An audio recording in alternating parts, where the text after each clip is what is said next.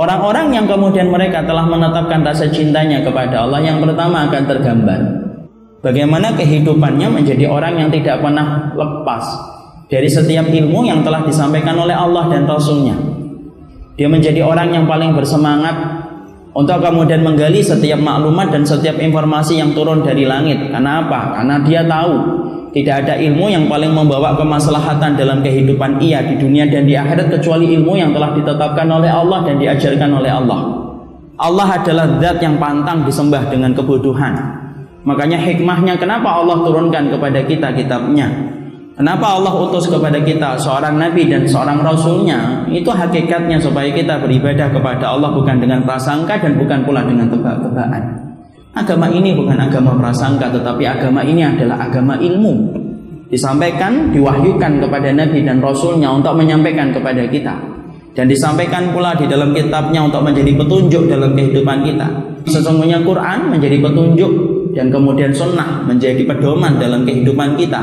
Makanya kalau ada orang yang kemudian mengatakan saya cinta sama Allah, tapi sulit kakinya untuk bergerak, sulit untuk kemudian dirinya untuk kemudian menggeser dari tempat-tempat yang nyaman untuk dirinya, untuk membuka kitab, untuk kemudian belajar tentang segala kalam yang datang dari langit, maka sesungguhnya sulit membayangkan kadar cintanya ketika dia tidak punya rasa yang menggerakkan dia untuk mempelajari setiap perkara ukhrawi yang telah diterangkan oleh Allah secara detail di dalam kitabnya dan di dalam sunnahnya. Sesungguhnya ada salah satu sifat yang tidak nampak oleh mata kasat kita. Ada orang yang dibenci oleh Allah walaupun dia tidak berzina, walaupun dia tidak minum khamar, walaupun dia tidak korupsi.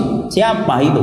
Nabi menjawab, abghadur rijali indallahi alimun fid dunya jahilun anil akhirah. Orang yang paling dibenci oleh Allah yaitu adalah orang yang alim tentang urusan dunia, jahil dalam urusan akhiratnya. Jadi itulah yang kemudian menjadikan seseorang itu kemudian dibenci oleh Allah, yaitu adalah ketika hidupnya yang Allah berikan kepadanya, tapi ternyata kehidupan yang Allah berikan kepadanya tidak menjadikan dia bergerak untuk mempelajari kitabullah, tidak tergerak untuk mempelajari sunnah nabinya. Padahal itu merupakan modal pertama ketika kita telah cinta kepada Rabb yang kita gantungkan harapan kita. Kayaknya Masya Allah, orang yang kemudian jarang datang ke majelis ilmu, itu pada dasarnya mereka terkena penyakit i'rad.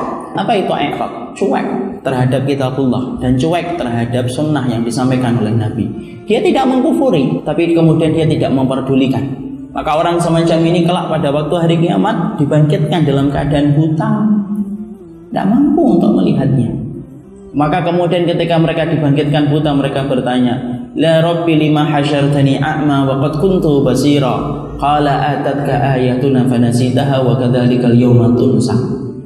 Maka ketika orang-orang yang dibangkitkan dalam keadaan buta di dalam surat Toha, maka kemudian mereka itu berkata, ya Allah, kenapa engkau bangkitkan kami dari kubur kami dalam keadaan kami ini buta, tidak mampu melihat? Bukankah dulu kami hidup di dunia itu mampu melihat semua keindahan dunia itu?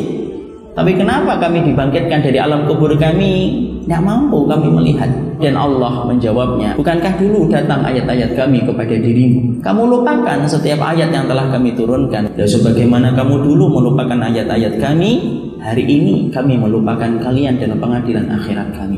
InsyaAllah. Senin sampai Jumat kerja, Sabtu dan Ahad melampiaskan hobinya, tapi tidak pernah sama sekali untuk menambah apa yang harus dia pahami tentang ayat Allah. Tidak pernah tergerak sama sekali untuk mempelajari satu hadis yang datang dari nabinya. Sampai berlalu satu pekan yang dia miliki tanpa punya ketertarikan kepada setiap keterangan ilmu yang disampaikan oleh langit dari arsy-Nya yang ketujuh. Maka itulah yang kemudian menjadikan Allah betul-betul membencinya. Dan sampai Syekh Shalih Fauzan berkata, orang yang senantiasa tidak peduli tentang ilmu yang Allah turunkan, hati-hati, dia bisa membatalkan iman, sebagaimana kentut bisa membatalkan sholat yang dilakukan oleh manusia. Makanya Masya Allah, makanya kemudian kehidupan dan keterikatan kita dengan ilmu adalah keterikatan yang tidak pernah putus. Tidak mengenal kata cuti, tidak mengenal kata istirahat. Selama kita hidup, maka selama itu pula kemudian kita membutuhkan ilmu, selama itu pula kita akan memerlukan hajat kita kepada informasi langit, supaya kejadian di dunia mampu menjadi selamat ketika kita diberikan informasi yang datang dari Rabb yang tidak pernah terbatas di dalam ilmunya.